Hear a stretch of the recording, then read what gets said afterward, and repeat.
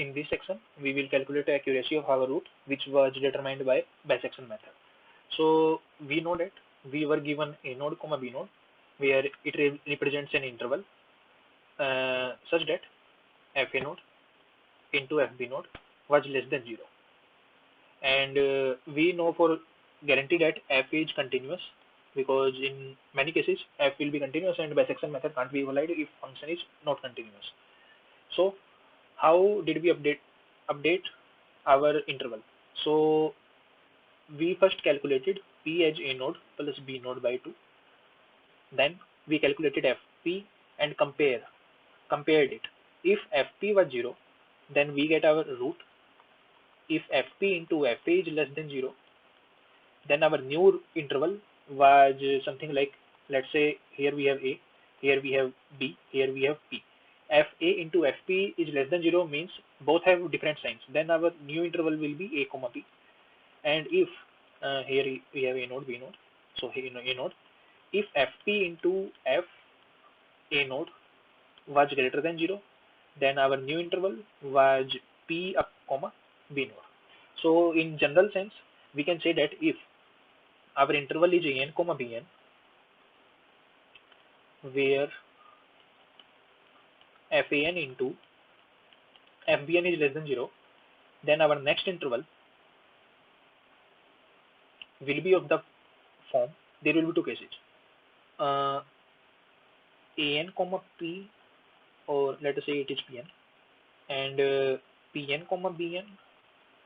It will be true if function of an into function f of pn is less than 0, and it will be true if f of pn into f of bn is less than 0, where pn is given by bn plus an by 2. So now our initial interval length, let in represents the interval length of an comma bn, then it is given by simply bn minus an, because we are assuming an is less than bn, and interval in plus 1 is given by length of interval in plus 1 will be either this value or this value.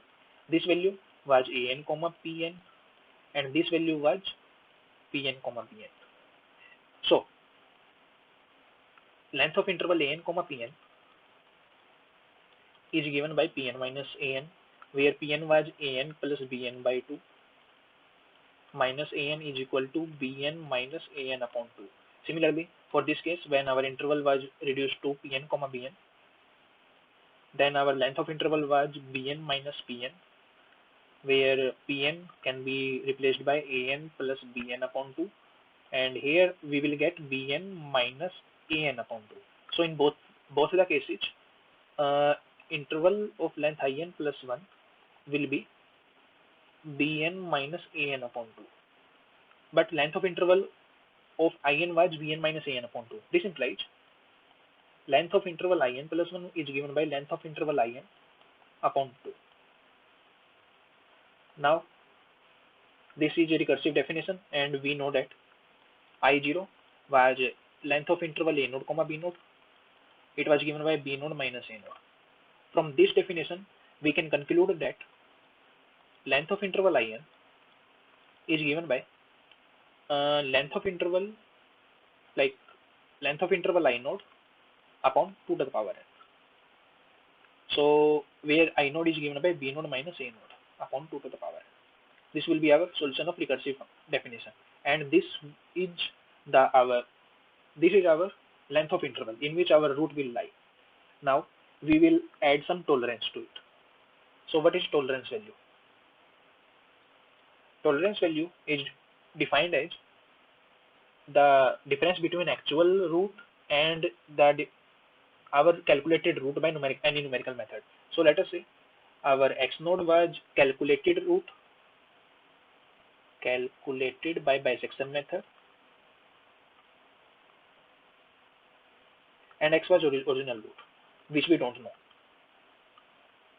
In previous section, we proved that x minus x node will be less than bn minus an, because this will both lie in the interval an comma bn. And now from previous section, we proved that length of interval in is given by b node minus a node upon 2 to the power n. So which is equal to b node minus a node upon 2 to the power n. Now comparing this and this, here we have less than equal to sign, so mod of x minus x node will be strictly less than b node minus a node upon 2 to the power n. We want that our mod of x minus x node will be less than epsilon, and maximum value. So let us see it in this way. Here we have an, here we have bn. Our root xn lies here, let's say. Then we have to do what? Let us see. Our maximum difference between x and x node will be at most the length of interval. So we also want that this quantity is strictly less than epsilon, because if this quantity is less than epsilon, where epsilon can be 10 raised to power minus 4, 10 raised to power minus 5 according to our requirements, then if this value will be strictly less than epsilon, then x minus x node will be automatically less than epsilon. So how to calculate n from here? So by rearranging the terms, we get b node minus a node upon epsilon will be less than 2 to the power n, because epsilon is greater than 0. So we have less than here. And after that, we can take logarithm on both sides. So we have logarithm of base e b node minus a node upon epsilon less than n log base e of 2. This implies for n must be greater than log e of b node minus a node upon epsilon upon log e of 2, or n must be strictly greater than log of base 2 b node minus a node upon epsilon. What does this give us? So if we apply bisection method,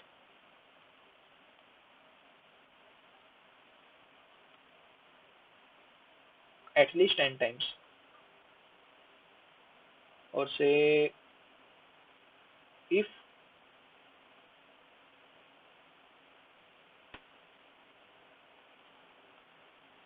we want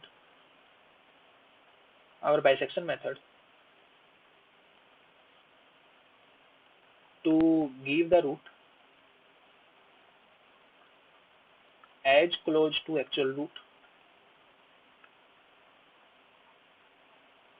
with error of epsilon, then we must do n iterations. And what is n? And it must be strictly greater than log of base 2 with b node minus a node upon epsilon, where epsilon is the required error.